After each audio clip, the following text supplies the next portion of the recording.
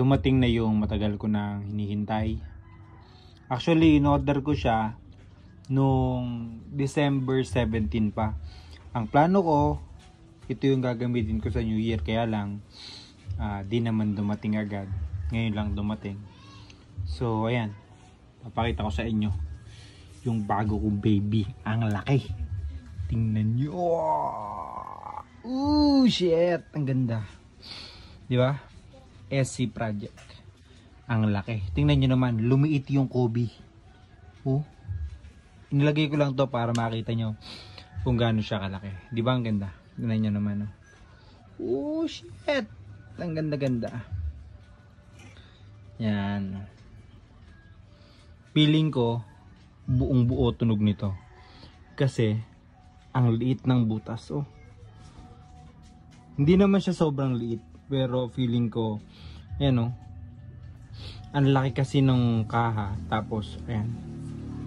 Maliit siya. Ayan. Yan. So, yan. Ikakabit natin to dun sa alaga natin na R3 mamaya. Samahan niyo ako. So, ayan. Kain muna ako ng lumpia. Tapos kabit na natin.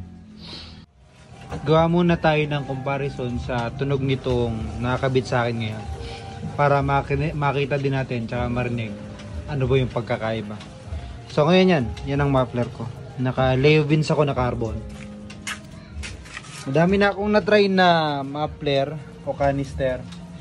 Ito yung favorite ko. Ngayon malalaman kung mapapalitan pag napalitan natin nung isa, pag na-try natin yung bagong dating, yung SC Project. So ito, paparinig ko sa inyo yung tunog nito. Game. Yan, walang silencer yan, wala. Hindi ako nagkakabit ng silencer. Yan talaga tunog niyan.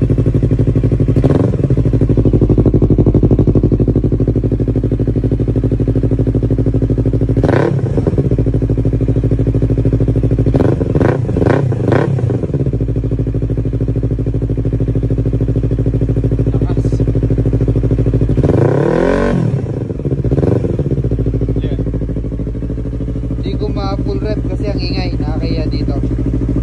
Try natin yung isa pag nakakabit na.